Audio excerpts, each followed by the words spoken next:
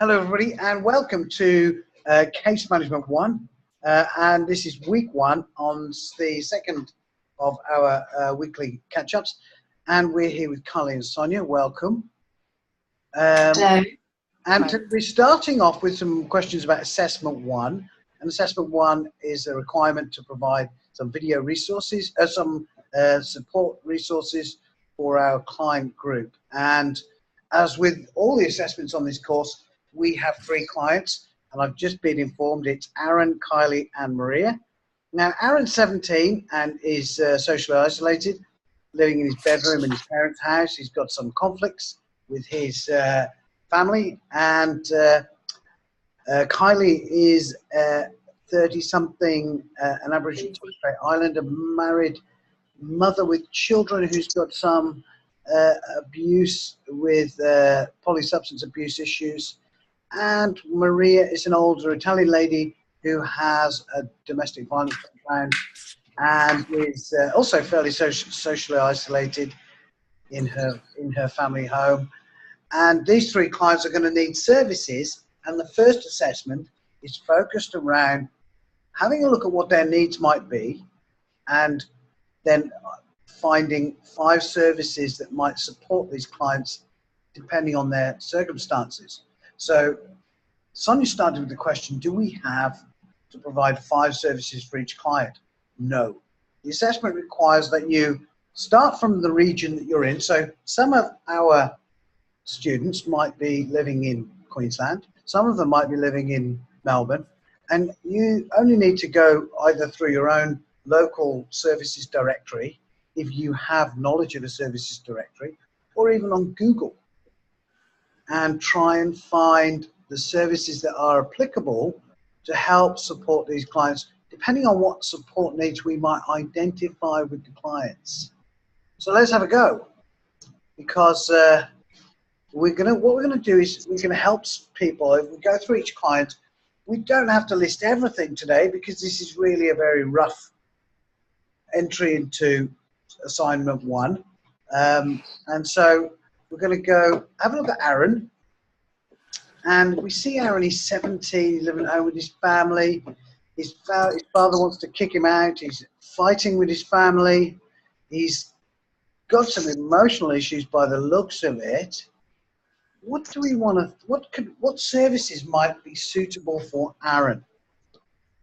What do you think? What would we pick? Mental health services. Yeah. So what do we want to get for Aaron? If we say mental health, what are we going to stick him in the Counselling. Sorry? Counselling type service? Counselling. Counselling, maybe counselling. Okay, so there's one. Aaron is 17. So what sort of a counselling service would we require for Aaron? He's actually 19 here. Oh, He's got 19. I beg your pardon. 19. So, okay. That changes it. Maybe young not. adult. So for young adults, maybe. Yeah. At 19, people aren't necessarily counted out of youth services. No, that's right. So he's more an adult, really, isn't he? No, I'm saying at 19, he might not be counted out of youth services. Just because he's 19, he still might be eligible. Some often youth services might run to the age of 25. Yeah, some. It depends. Eligibility is an important point. So we've hit an important point that we need to focus on in terms of what we're looking for our clients. Eligibility will be key, and understanding eligibility of services is very, very important when we're selecting the correct service. So you might have a youth support service that provides counselling. And can you recommend anything you might know of? Do you guys know of anything? Carly, where are you located? Bayswater North in Victoria. Okay. Do you know of any? So East Melbourne. Yeah. Well, I had sort of looked at the child and youth mental health services in our area. Yeah. As an option for him, and counselling. Okay. Do you know of a service? Can you name a service? Let me just have a look at what well, we have a youth mental health service through Eastern Health. Okay, beautiful. So that's one resource for you, right? That's done. Yeah. So write that one down. Youth and mental Yep. health. So is this assessment is just going to be a cover sheet with the 5 information sheets uploaded? Yeah, that's right. Yes? Yes. It's that easy. Who you've got to list the service, name who you might want to, because obviously Maria is an older Italian lady. She might not be going to that service unless the eligibility criteria stretches for her. But we want to find 5 services. We're not worried about one service fits all. We're going to send everyone to one service. So we need to find 5 services for our clients. Yep. Welcome, Amanda. Amanda's just sneaked in on the side there. All sneaky quiet. Right, so we've got Aaron is going to be, as Sonia's mentioned, sent off to a mental health support agency for some counselling. That sounds like an appropriate fit. What else have we got? Is there anything else with Aaron that you might want to think about? I've got, Melton's got a couple of ones. I'm not sure if they're the same one. One's through Jura Health Service and one through Melton Council, and it's called Reconnect, and it's about reconnecting with family. It's a course that's run between 12 and 18 living. Issues with family and friends, at risk, living at home or alone. So it's got a few things there about reconnecting with family. That is fantastic, and I'll tell you why. Because I marked this last year with a bunch of different bunch of students, and I thought their responses were awful, and in general, not a strong understanding of case management, because everyone was running off in different directions. We've got these case studies, and I'm going to keep saying the same words over again, so apologies if you heard them before and that you will hear them again. We're going to focus everybody. We've got one set of clients. We're going to want a standard response in supporting these clients. It's very general anyway. It's not in-depth. The one thing is we're all going to be running in the same direction. If everyone's running off somewhere else, we've got inconsistency and we're not actually meeting any standards. So, as Amanda's mentioned, this Reconnect program is fantastic. And nobody mentioned that all of last semester. Nobody mentioned the Reconnect program, which is ideal for Aaron, because we don't know, there's a lot about Aaron we don't know. It's a very limited assessment, but we'll be using Aaron throughout this course. And Aaron might necessarily benefit hugely from this Reconnect. He's 19, and these days people are living at home very late in their, or very long into their adulthood. People stay at home into their 30s.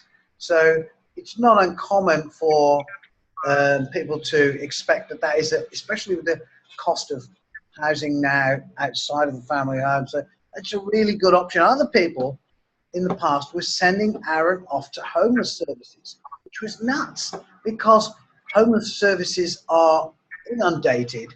They're not a great option for people. When people get into homelessness, they get into cycles of homelessness, and it's a really bad response.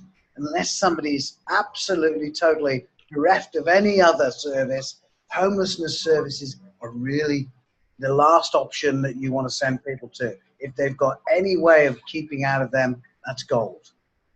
So Reconnect is an excellent response here.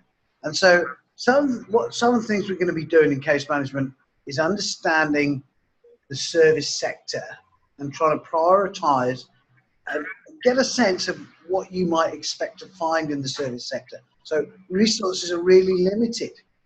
There are people in Melbourne on the streets, and there are people living in Sydney on the streets. Other cities I don't know very well, but because there's such a primary homeless community, we can recognize resources must be really limited. And people would have to be fairly desperate to go there. So that's that one. So we've got Reconnect for Aaron, and we've got a counselling service, which is beautiful. Let's move along. Let's think about Kylie. let's have a look at Kylie's needs. Kylie's 30-something, 2 kids. She's got a polysubstance abuse. That means she's using more than one substance. She's got a history of child abuse, sexual child abuse. And she's got a husband.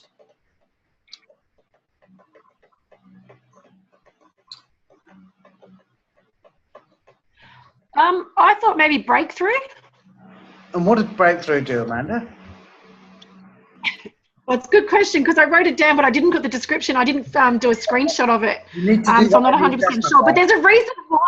Yeah. There's a reason why I wrote it down, but I haven't gone into researching it a bit more. But when I'm looking at Kylie, I'd be looking at counselling for maybe her and her husband, so her husband can support her as well. For me, when I look at any of the case studies, I look at the support. Support's a really big thing for anyone. If they don't have the support, they're going to struggle a lot more. So for me, I would be looking at making sure they've got a foundation of support and building that up so then you can progress on to other things. That's what I would do. Amanda, that's gold, because again, we're going to go on, and we're working on a strength-based model at ACAP. And so our strength-based model is going to focus on the natural supports that other people have got and trying to keep them connected in with their, we're not just going to keep brokering out our clients to services to pick up, even though we're very much working on a case management brokerage model. There's different models of case management. And we're going to kind of get into this in week 2, looking at the different models a little bit. Not so much. We're just going to kind of outline what they are. But this is definitely our role in this course is as a brokerage model. We're finding support services for our clients to go into. So breakaway, was it called breakaway? Breakthrough. Breakthrough. So that sounds like a family counselling service. I'm not aware of that one. But family counselling, yes. Is that all? Just family counselling? What else could we think about? I thought of an Aboriginal counselling service, and there's one. It's not in my area though. It's in Preston. Okay. And that apparently I rang them up. They're the only ones that deal with just Aboriginal people. They're not, obviously there's so many mainstream counselling places, but this deals with Aboriginal and Torres Strait Islander people. Okay. I just thought maybe that might be an idea. That might be an idea, Sonia, but I have a question for you. Does Kylie identify as an Aboriginal Torres Strait Islander? She did, didn't she? I don't know. You've got here, just said that she's an Aboriginal woman, but... Yes. This is the point, right? So these are, Sonia, you're not wrong in going down that road, but there are still questions to be answered in going down that road, which are not, so we need to get through that. So the Aboriginal Torres Strait Islander service might be an appropriate referral, but we might need to check on whether Kylie is identifying herself as an Aboriginal Torres Strait Islander. It does say Kylie has approached the local Aboriginal support worker. So there you go. So we're getting for that. Well, we're getting some indication that she is, and this is one of the questions we need to. So we need to be on top of these little details. They're kind of little curly cues that drive us into little canyons and head us towards information. So, yeah, Kylie is possibly, but then again, this is my point. Kylie actually was, when it says Kylie approached the Aboriginal Torres Strait Islander support worker, didn't they not refer Kylie to you? Well, yeah, she did. She approached the support worker for her initial intake, and she's been referred for more ongoing casework. Okay. So why is that? If she's gone to an Aboriginal Torres Strait Islander service, and then the service is not working with her, why is that? Yeah, interesting. Don't know. Do we know? Possibly she's not engaged in it, so she's disengaged from it for some reason. Is it court ordered or is it voluntary? I think it's voluntary because there's no other indication of a court order there, but it's an interesting point. Kylie approached them. Kylie's approached them. Yeah, so she's gone there herself. But there's quite a number of questions around this involvement with Aboriginal Torres Strait Island services. Why have they referred her away from what they're providing? Because Sonia made an appropriate response. There's a local Aboriginal Torres Strait Islander service. That sounds good. But why is she not engaging with them? And that's a question we want to put down. And when we're writing our assessments and case planning for all of our clients in this course, one thing I want you to do is start making a note of questions, because these case studies are limited, and you'll need, I would hope, you'll come up with some questions, and you just have to say, we need to find out, does Kylie identify herself as a Torres Strait Islander, for example. If we think about Aaron, we might come up with some questions for Aaron that we don't quite understand.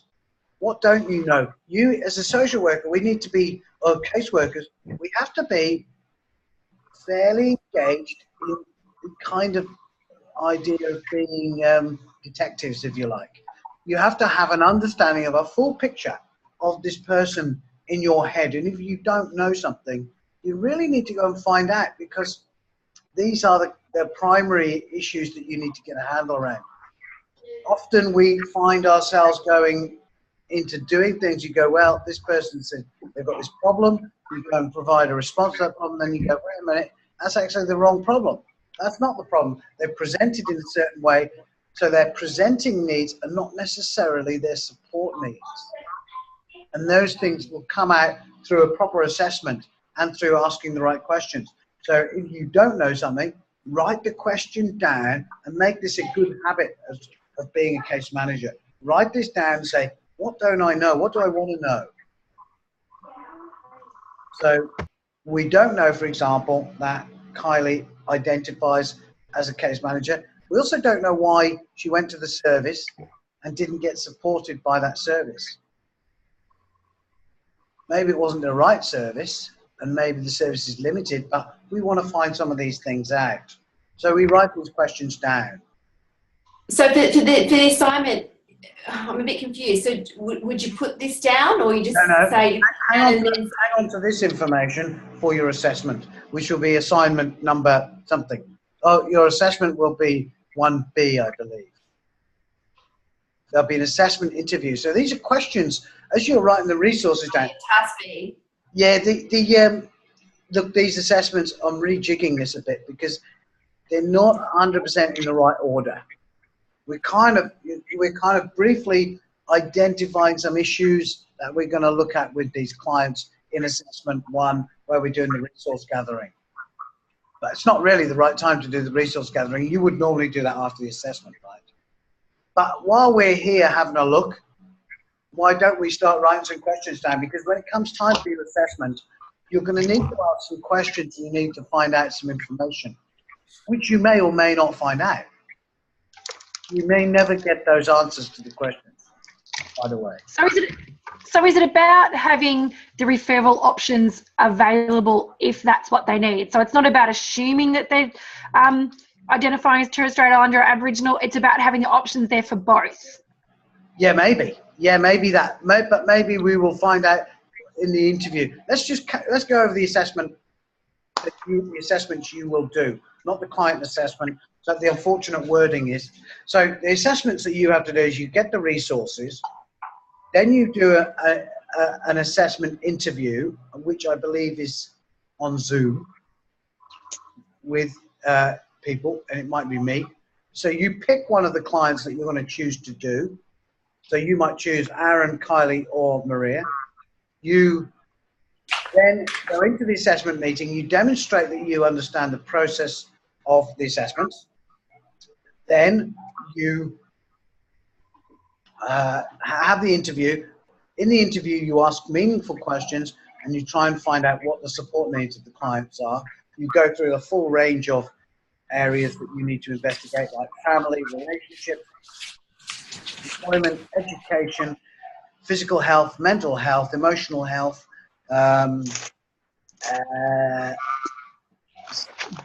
risk assessments, things like that. And then you come, that's the end of that. Then you write your assessment. Then you have to provide a case plan. You develop a case plan where you'll sit down and go, these are the priorities for these clients. We've got one client prioritizing our client's needs. And we're saying we're going to address this first. We're going to address that second. We're going to address that as a long-term, immediate, short-term, medium, long-term support needs.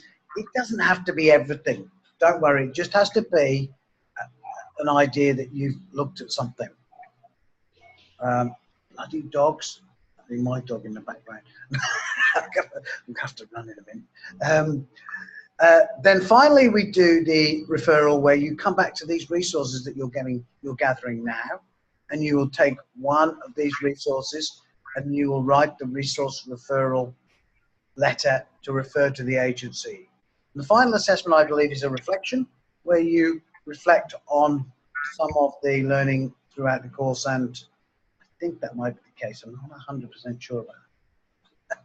But don't worry about that one. That one will be virtually not really very important.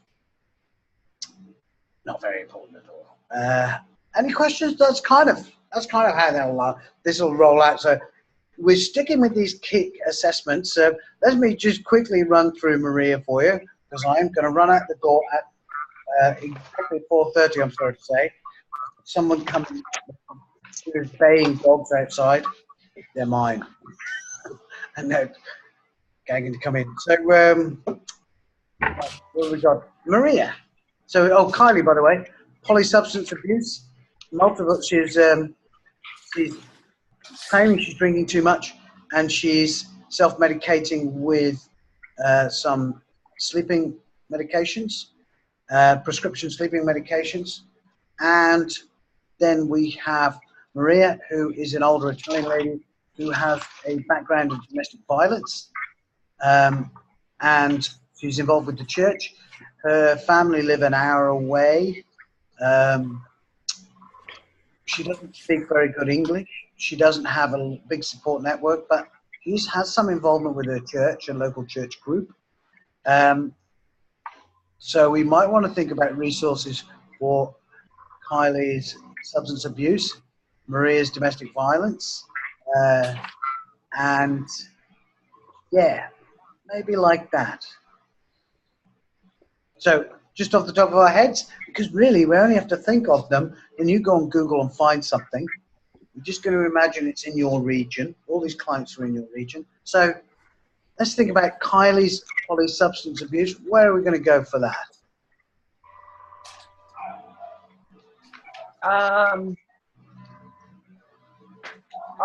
I've got Eastern Health, Alcohol and Drug Services. Lovely. That'll be fine. We're not going to AA. I've got Eastern Health. What do we want from the drug services, Kylie? Kylie? Sorry? I've also got a Centre Against Sexual Assault. All right, good. CASA, yeah, we want to go to CASA. CASA, well, and what do we want from both of those services? What services are you asking for? Counselling. Counselling.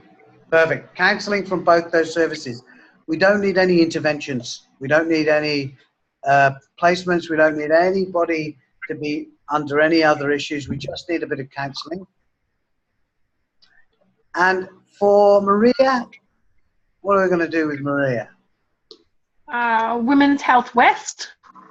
Women's Health West, okay. What do they do, Amanda? They have so many services, down to legal services, counselling services. Specifically for Maria, what do you want to offer Maria? Well, I've had a look at Maria, and I guess I'm a little bit careful not to push her too hard as to where she's feeling. But counselling would be the first thing if you could get her to engage in it. But I haven't looked over it properly. Okay. So counselling might be a good thing. Now, I'll tell you what we haven't talked about so far, and I'm going to leave this on your table to think about because no one's mentioned it. We're not doing any assessments here. And I want you to think about the assessments because you need to make assessments rather than just go, we're not qualified assessors. We're identifying potential issues, and then we're going to refer people for assessments as well. And no, we've not talked about referring people for assessment. So we identify the resources that might be required, but then we need to ensure that it is required. So think about, of the things we've looked at today, of Aaron, Kylie and Maria. So Aaron, for example, would you refer him to his GP for a mental health assessment? Gold, do that for Aaron. I would definitely do that for Aaron. Is there anything else? He's isolated. What do you know about people who sit in their room all day and they're isolated? Depression. Yeah.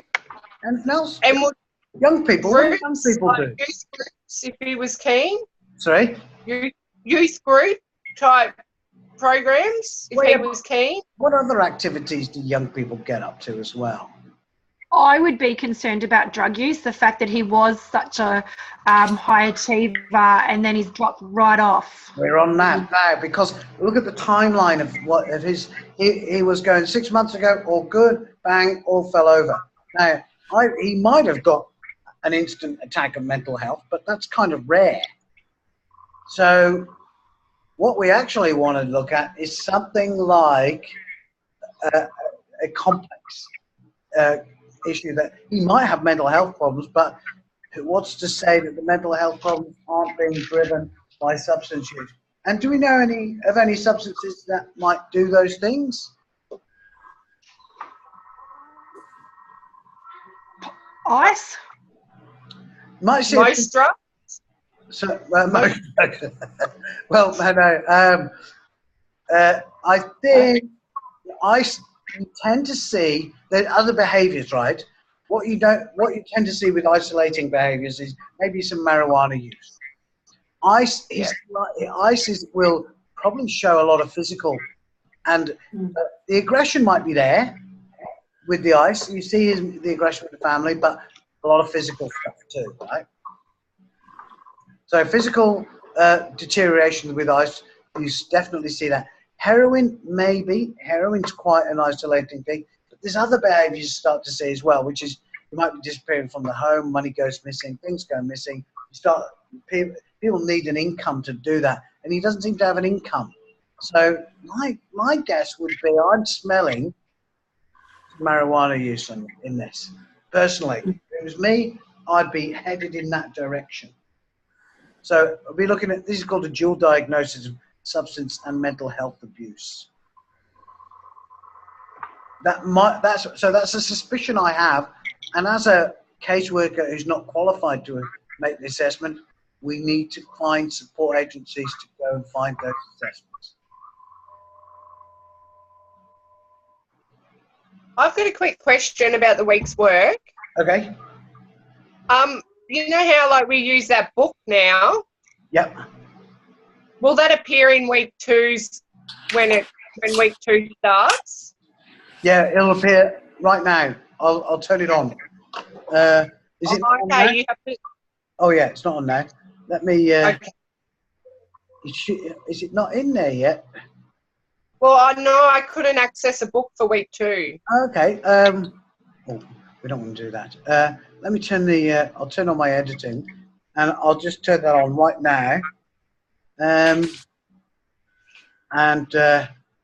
week 1, week 2. Yeah, sorry. I've turned on the others. So yeah, show. Good. So yeah, that's available now. Okay. Thanks very much, Carly, for picking that up. I would have done it, but it might have been a few hours away. Okay, are we all done?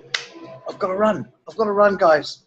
Okay. Sorry, my time is good. Probably we're going to be limited to about half an hour slots because I've got these other courses and I'll be sort of piling them all together. But we'll be back again on Wednesday at 7 o'clock. And we'll look at some of week 2. But look, I would not worry about week 1 so much, or the assessment, because we've got lots of time to get through it. If you have any questions, I'm not entirely sure I'm getting discussion forum stuff. I've sent some emails to IT about the. I should be forwarded all the information from discussion forums, but I'm not. So I've contacted IT services to make sure that I'm linked in. I don't know why I'm not getting messages. All right. Okay, I've got to go. Okay. Be quick. Thanks.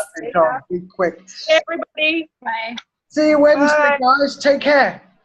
Bye. Have a good one. See Bye. you, everyone. Bye.